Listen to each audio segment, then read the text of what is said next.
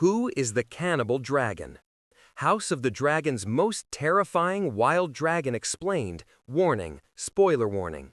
Before we begin, this video contains major spoilers for House of the Dragon, Fire and Blood, and the history of the Dance of the Dragons. We'll be exploring the terrifying legend of the Cannibal, the oldest and most feared wild dragon in Westeros, why no one could tame him, and why even the Targaryens feared his name. With that said, let's get started. When people think of the most powerful dragons in House of the Dragon, names like Vhagar, Caraxes, or Balerion the Black Dread usually come to mind.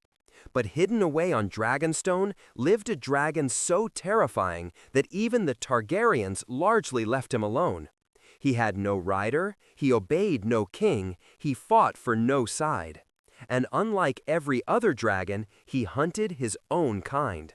His name was the Cannibal, and many fans believe he may have been the most terrifying dragon ever to live in Westeros. So who was the Cannibal? Why was he so feared? And why did no one ever manage to ride him? Let's break it all down. Who was the Cannibal? The Cannibal was one of the 3 wild dragons living on Dragonstone during the Dance of the Dragons. The other 2 were Sheep Stealer and Grey Ghost. But unlike those dragons, the Cannibal was in an entirely different league. He wasn't just wild, he was feared by dragons, dragon riders, and the people of Dragonstone alike. According to Fire and Blood, he was described as coal-black with terrifying green eyes, and he was the largest and oldest of the wild dragons. Why was he called the Cannibal? His name wasn't given because of his appearance. It was earned through something far more horrifying. The Cannibal regularly fed on dead dragons, dragon eggs, and even newborn hatchlings. While dragons occasionally fought each other, the Cannibal actively hunted members of his own species. That behavior was almost unheard of. It shocked even the people who had lived alongside dragons for generations. Whenever dragon eggs disappeared or hatchlings mysteriously vanished, many blamed the Cannibal. His appetite earned him one of the most feared names in Targaryen history. Was the Cannibal older than the Targaryens? Now we arrive at one of the greatest mysteries. Nobody actually knows how old the Cannibal was. According to the small folk of Dragonstone, the dragon was already living there before the Targaryens fled Valyria and settled on the island. If those stories are true, that would make the Cannibal older than Aegon's conquest, possibly even older than Balerion the Black Dread. However, George R.R. Martin never confirms those stories.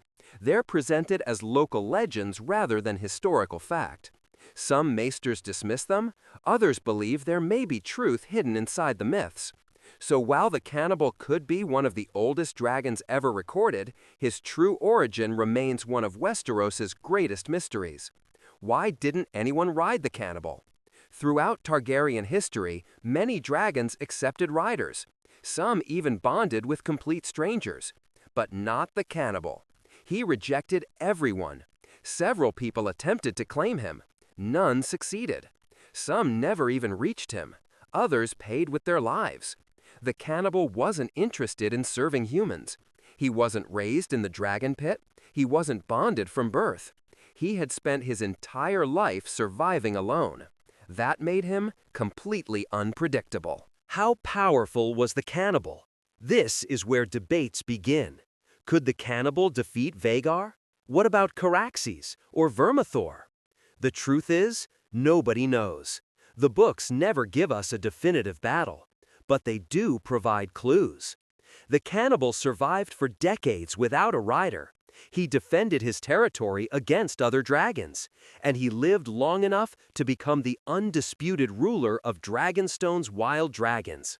His enormous size, ferocious temperament, and willingness to attack dragons themselves made him one of the most dangerous creatures in Westeros. Power isn't just measured by size, it's measured by survival. And few dragons survived as long as the Cannibal. The Cannibal during the Dance of the Dragons. By the time the Civil War begins, both Team Black and Team Green desperately need dragons. Daemon famously counts every available dragon on Dragonstone, including the 3 wild dragons.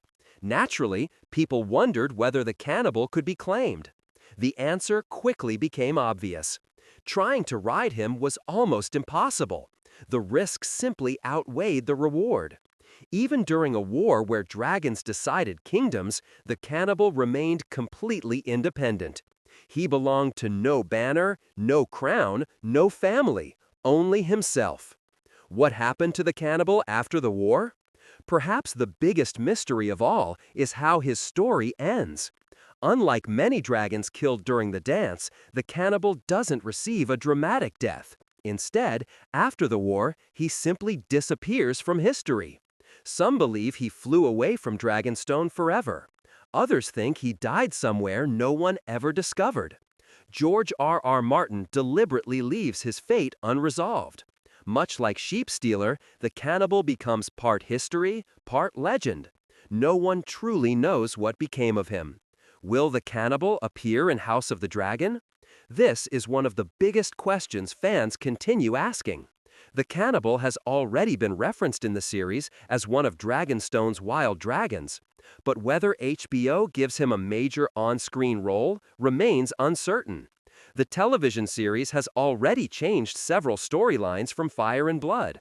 So while the cannibal certainly exists in the show's world, exactly how much we'll see of him, or whether he'll play a larger role, remains to be seen.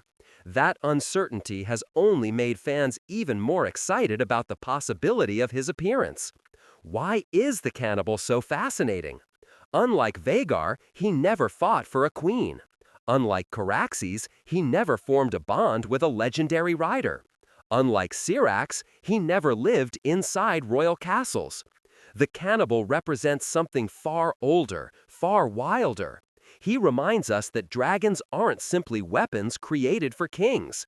They're animals, predators, creatures capable of surviving entirely without human control. In many ways, the cannibal is what dragons might naturally become when left completely alone. And that's exactly what makes him so terrifying. Final thoughts. So, who is the cannibal dragon? He's the largest and oldest of Dragonstone's wild dragons, a coal-black beast with glowing green eyes. Known for devouring dragon eggs, hatchlings, and even the bodies of other dragons. No rider ever claimed him, no army ever controlled him, and even House Targaryen chose to respect his territory rather than challenge him directly.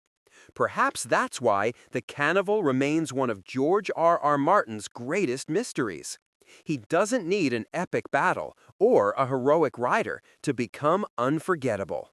Sometimes the most terrifying monsters are the ones that answer to no one. So what do you think? If the cannibal had entered the Dance of the Dragons, could even Vhagar have stopped him? Or would the Wild King of Dragonstone have become the most powerful dragon in Westeros? Let me know your theories in the comments below. And if you enjoyed this breakdown, don't forget to like, subscribe, and turn on notifications for more House of the Dragon explained videos, dragon lore, hidden details, and Fire and Blood deep dives.